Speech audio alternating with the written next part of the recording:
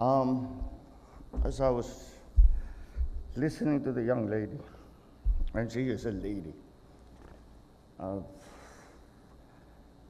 I could not help but shed a tear to to try to have to relive the suffering that she went through, and to think how many other children are, even as we here sit in this fancy hotel room, eating our fancy food,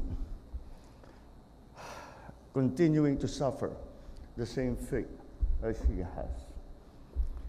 And accompanying those tears that I just shed was a deep sense of shame, because we have not done enough for the Philippines to now be considered the epicenter of, let us not shorten it into a clinical term, OSAEC.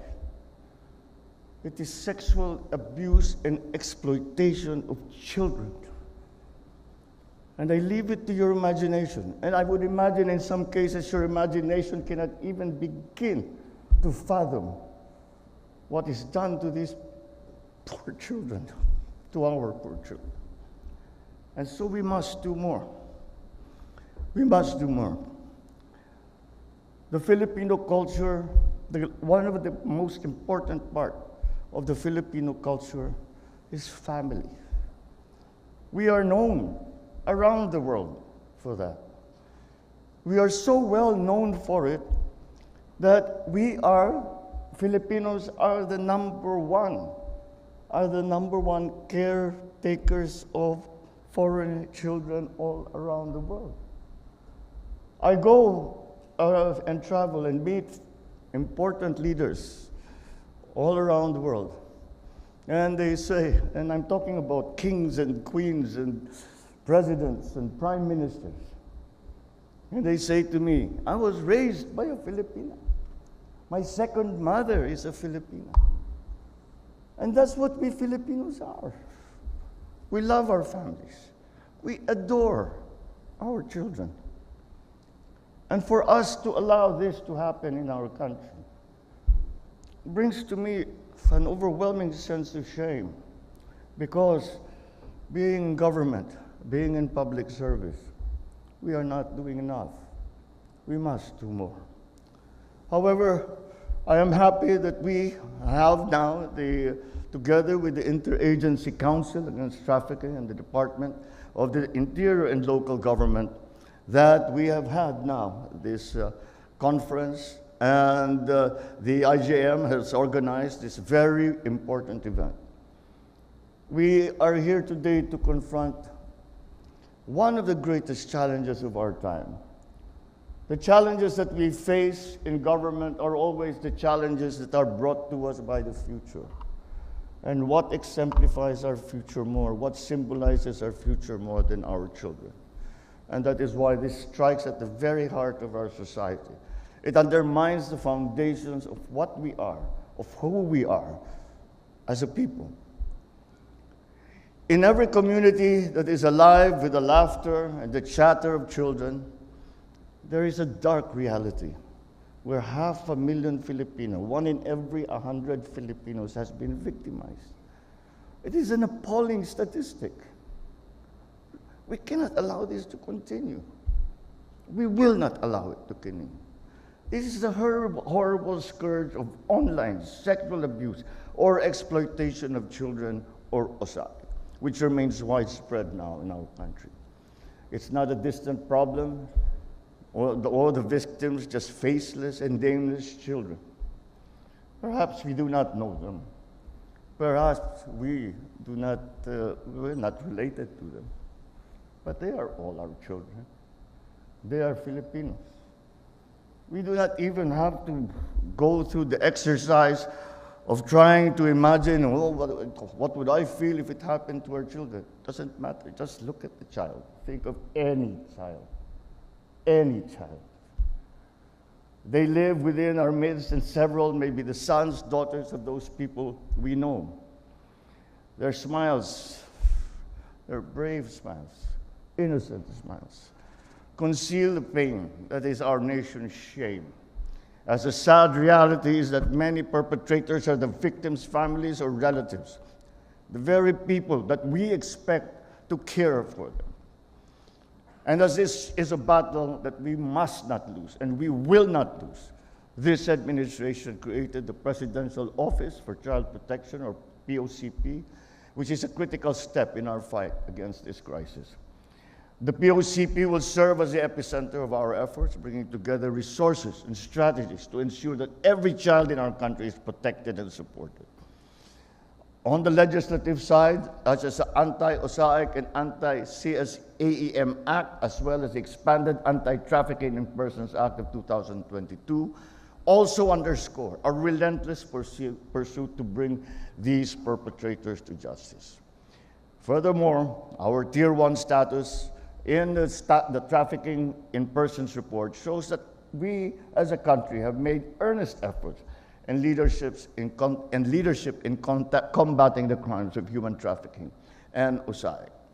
We have also set the global example of effective law enforcement, collaborating with Philippine Internet Crimes Against Children, or the PICAC. The Philippine National Police Women and Children Protection Center reported that it has rescued more than 1,099 victims of trafficking in persons and OSAEC, and arrested more than 100 suspects from 2022 to July of 2024. This might give us some satisfaction. If that is how many that we have apprehended, if that is the number of the children that we have saved, I cannot help but thinking how many are still left out there. That is a minority. That is not the majority of the victims. That is not the majority of these perpetrators. That is the minority. And we need to do more. It serves as a testament that this administration has an unwavering dedication to ending this kind of abuse. Be assured, we are fully committed to ensuring in protecting our children, who are the most vulnerable members of our society. It is our utmost priority to protect our innocents. Innocents, perfect little beings who are being hurt for money by the people that they trust. So to everyone here, this summit is a significant waypoint, a moment to reflect on our progress and renew our commitment to eradicating OSAEC. To our international partners, we extend our gratitude for your aid to us in continuing this fight. Your support has been valuable in our mission to save children, rescue victims, and give them a chance to start over. As we move forward, let us reflect on our roles in these critical battles. To the DSWD, the DOH, DOJ, DepEd, DILG, let us stand firmly by our sworn duty to protect the innocent children who have no power to defend themselves and have only us to look to do that for them. Continue to develop training programs, ensure that our law enforcement, the prosecution, social workers, teachers, other public servants are well equipped to handle these cases. Strengthen our criminal justice system to the end that all who perpetrate this abhorrent crime are put behind bars and made to pay for what they have done. And everyone should think not only twice, but 3, but 4, 5, 10, 100 times before committing this abuse again. I have said it before, I will say it again. This administration will do everything. We will spare no effort to combat these heinous crimes against our children. The LGUs have a unique position, as they are positioned to foster an environment where child abuse is not tolerated. Leverage your knowledge and experience to ensure that no child falls victim to OSAEC. With the launching of Report OSAEC, Report OSAEC, we are hopeful that this will help increase community awareness of what OSAEC is, how we can prevent it, how we can help those who are suffering from these abuses, and the legal consequences for committing what we consider as the worst crime against humanity. To our communities, this administration implores you to be suspicious, be watchful, and report even the slightest inkling of abuse. I reiterate my message in the State of the Nation address. Let us not turn a blind eye to wrongdoings, because passivity enables evil to perpetuate. One call to the Makabata Helpline, 1383, can save one child. Let us all make the Philippines the absolute worst place for those who abuse and exploit children. To our victims and survivors, your stories to continue to push us in the right direction. Your extraordinary courage motivates us to do better. Look at this young lady, what she has made of herself, besides all the evil that has been perpetrated to her and the people around her. And yet she has made something of herself.